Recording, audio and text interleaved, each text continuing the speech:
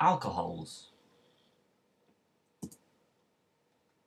Alcohol's functional group is an OH, as shown here on this molecule of ethanol. So this is their functional group, and if you see this on a molecule, it's an alcohol group.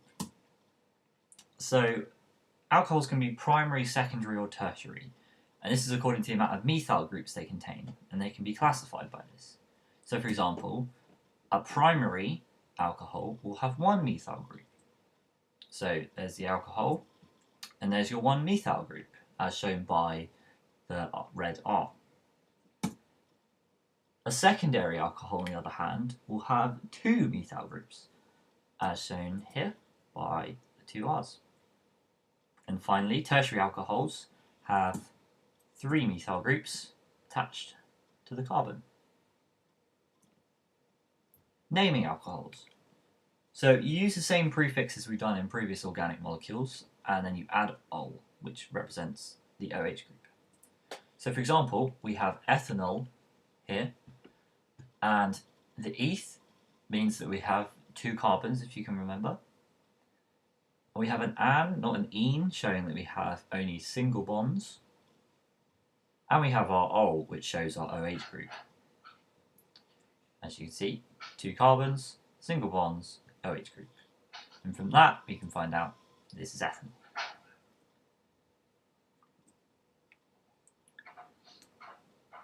We can indicate which carbon atoms has an OH group by adding a number, and we can also add any methyl groups to this name. So this allows us to name more complex alcohols. For example, here, it's 2-methyl-butan-2-ol. So if we break this down now, we can see that on the second carbon, there is a methyl group.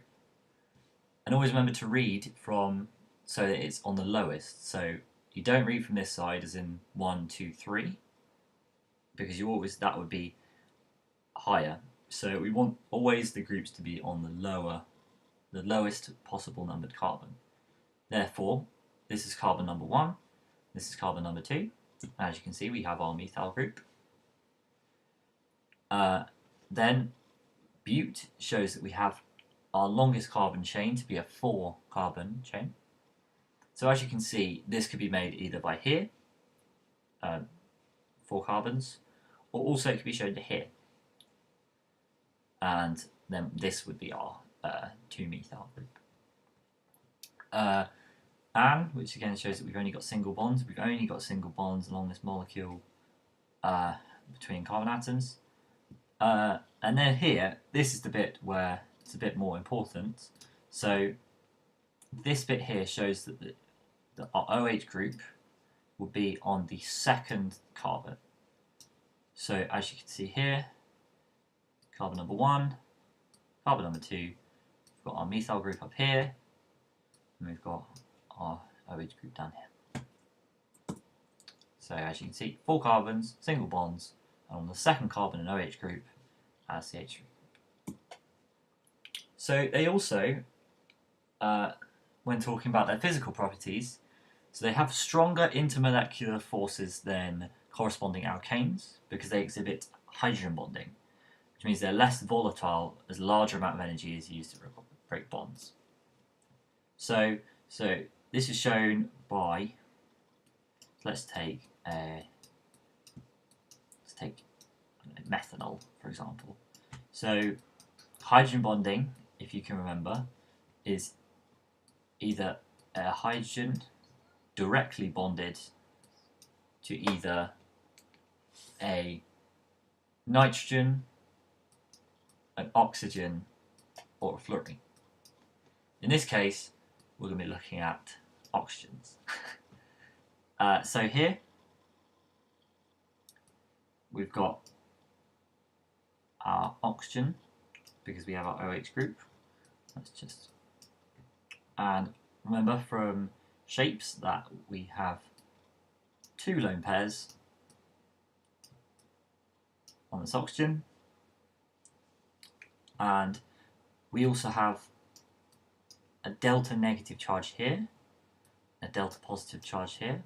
We'll cover this more on bond polarity. and that allows it to hydrogen bond to other alcohol molecules. So, for example, another here. And always remember to draw the hydrogen bonding from this lone pair to here. And always remember, any charges. So, as they can also hydrogen bond, they can also hydrogen bond with water as well, because obviously in this time, the oxygen provides the lone pair, and the hydrogen on the water can provide delta positive hydrogen. And that can also work the exact opposite way, and this can be the delta positive hydrogen, and that could be the lone pair. So short chains are soluble, such as this one, methanol, but if we had a very long chain, excuse my poor drawing, a long chain alcohol, then it's insoluble because it obviously has this massive methyl group, and that basically makes the properties less like this OH group. So moving on to reactions of alcohols. So with air, or oxygen in the air, so this is combustion, and as you can see, they're fuels which burn in excess oxygen, and they're very clean flame because they are efficient. And this is because they already have an oxygen in them, so therefore this is much more efficient as opposed to, for example, an alkane, which will produce incomplete products, whereas you've already got the oxygen in, which makes it much more efficient. I always remember to balance this equation too. So next we've got with concentrated phosphoric acid to form alkenes by elimination. So if we recap what an elimination reaction is, it's the removal of one or more groups or atoms from adjacent carbon atoms forming an unsaturated molecule.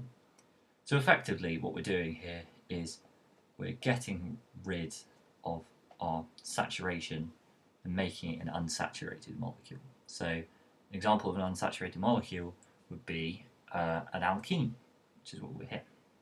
And then also this is a dehydration reaction, which shows it's the removal of a water molecule, and this has to be the only inorganic product from this reaction. So for example, we can have propan, let's go for propan-1-ol.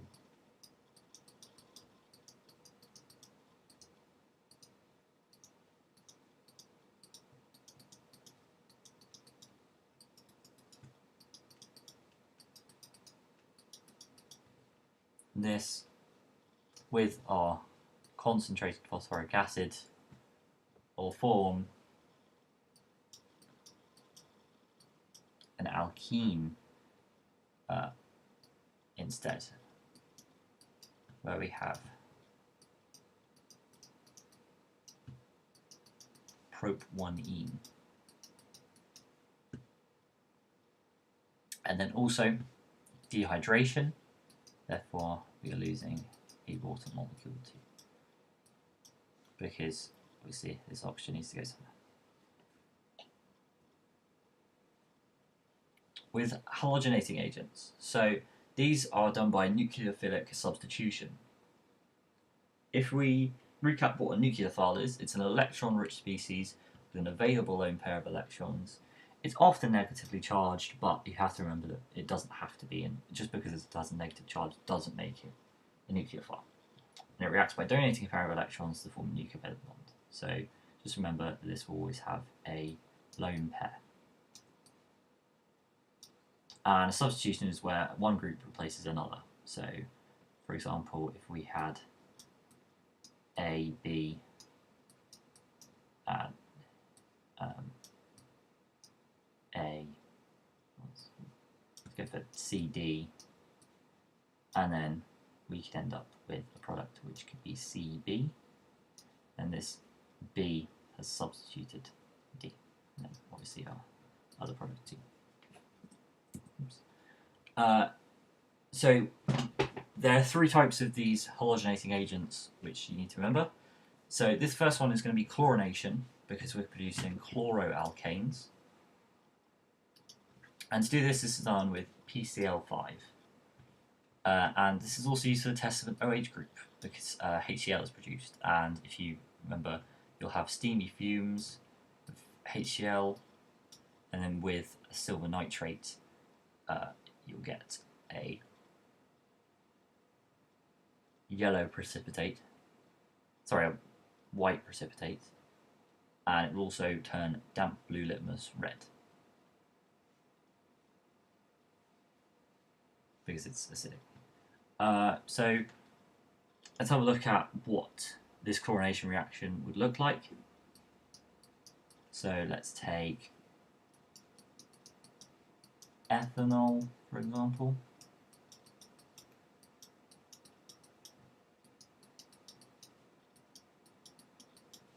And you don't need to know the mechanisms for these reactions, but you just need to know the products and the reagents. So I'm going to add PCl5.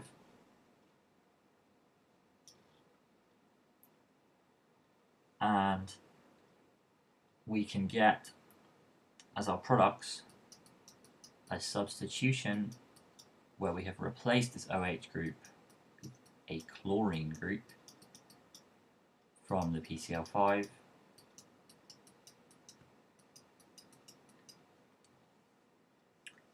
And then we've also got HCl, which, as I said, can be used to test for it.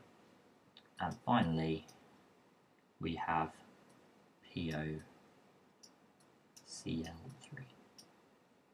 And this works for any OH group, and that's why it's used for a test for it. Secondly, we've got bromoalkanes, which is this is a bromination reaction this time, and the halogenating agent here is 50% conc, sulphuric acid, and potassium bromide. So in this case, this is a two-step reaction, and the sulphuric acid first has to react with our potassium bromide, and this makes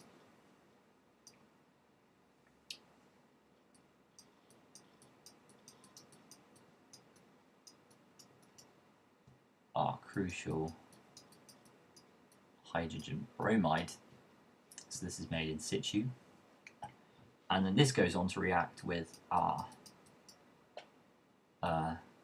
alcohol. Oops.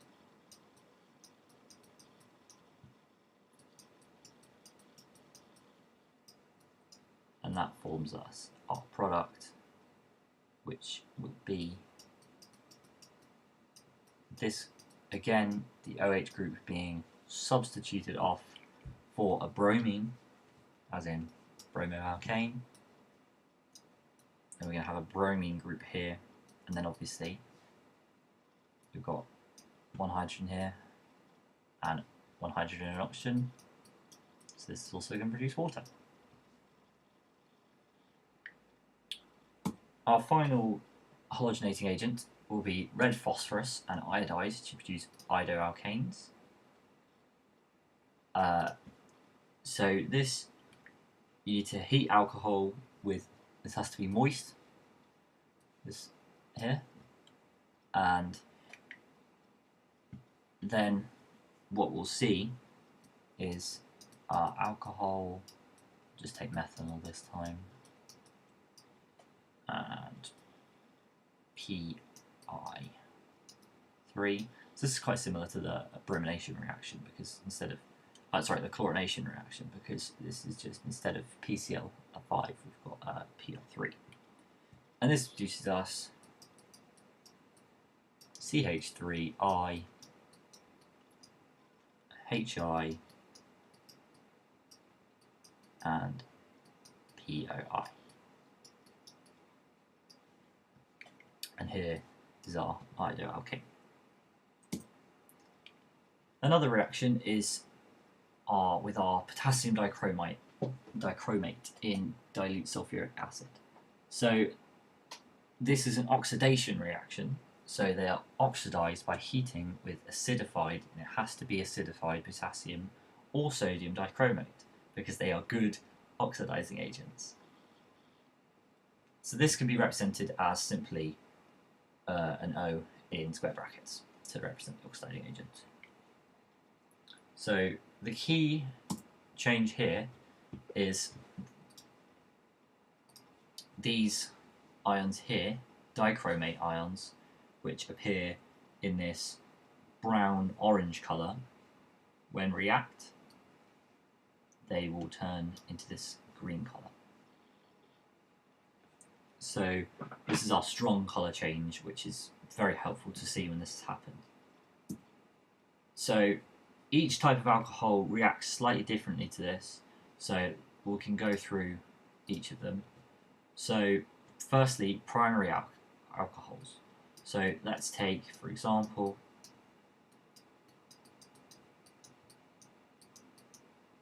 propanol,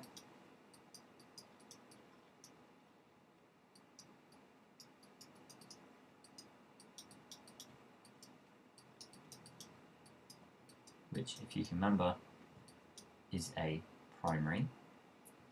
And we use this degrees here to show that it's a primary.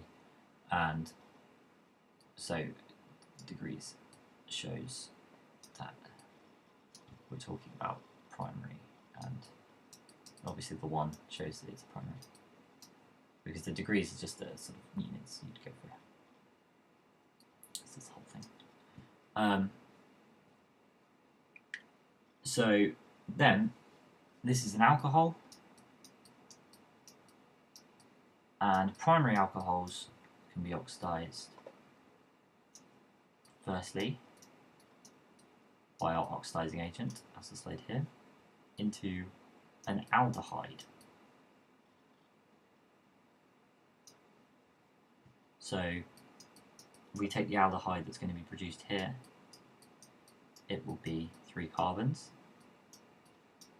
and as it's being an aldehyde, we need our aldehyde functional group, and here, and that is the first oxidizing. Secondly, primary alcohols in particular can go through a second oxidizing. So this will form a carboxylic acid.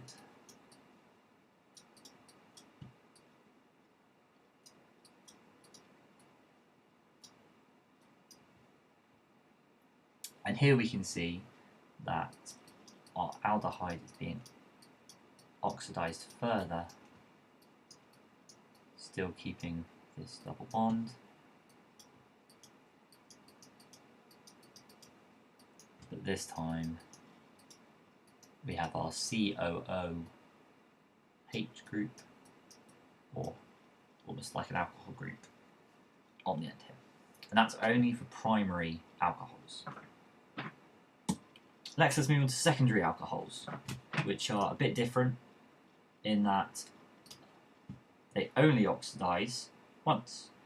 So let's take similar. Let's take this time. Let's take our secondary alcohol, which is our propan 2-ol, showing it's on the second carbon, whereas previously we were using propan 1-ol. So this is a secondary, and this can be oxidized once,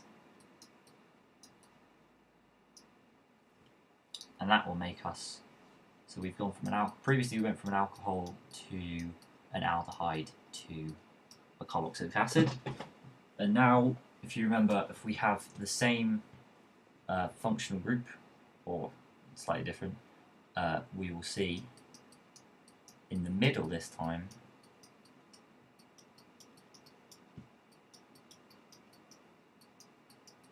because previously it was here, but obviously it's going to react where the OH group is, and we can see that a ketone has been formed, and that's this CO, and we've got R groups either side of it. And then finally,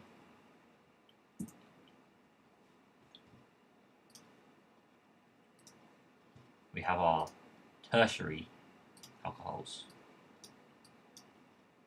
So let's take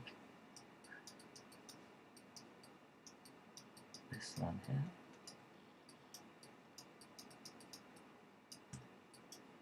So as we can see, we have 3 methyl groups, making it a tertiary alcohol, as you can see. And effectively, this doesn't oxidize. All the others had hydrogens to lose, but this does not have any to lose, and therefore there will be no aldehyde or ketone or carboxylic acid formed from it. It won't oxidize at all. So you won't see that nice colour change that we talked about earlier. It will stay orange. So a few things about alcohols, aldehydes and carboxylic acids. So alcohols will have a high boiling point, aldehydes will have a low boiling point, and carboxylic acids will have a high boiling point again. This is because throughout all of them we've got our London forces, but we'll have our London forces, but we will only see in the alcohol and the carboxylic acid a H bonds to other molecules, because both of them contain an OH group that allows them to do this. And that's very important. Whereas on an aldehyde, you won't have this oxygen directly bonded to a hydrogen. So we also need to know techniques used in the preparation and purification of a liquid organic compound for this topic. And these are heating under reflux, extraction with a solvent in a separating funnel, distillation, drying with an anhydrous salt, and then finally a boiling point determination. So solvent extraction. So this is where a separating funnel here is used, and the reaction mixture can be put into and another solvent which is insoluble. So there's 2 layers, and this means the desired product will move, will be more soluble in the new solvent. So the product will move into the new solvent, and any impurities will just be left behind in the old one. And therefore, when this layer is tapped off, the one desired is kept. Fractional distillation was covered in alkanes, so I won't go through that now. You can have a drying. So drying is a technique where you can remove the water by using a drying agent such as silica or anhydrous salt. So as you see, little silica packets in various things that need to be kept dry, such as beef jerky and stuff, you see them in. And then so this allows the solid to be easily removed by filtration once again. So heating under reflux. So this is one that can be used with the oxidation of alcohols. So reflux basically makes sure that all reactant is being oxidized twice. So the way this works is we've got our heat here, and imagine we've got our orange color here from our let's call it a primary alcohol first off, and effectively what can happen is the primary alcohol will be heated up, it will rise up as a gas, and then here we have a condenser, and this condenser has cold water going in this side and cold water going out at the top here. So always remember you've got it in at the bottom, out at the top. It's very important. So effectively, what happens is they rise up,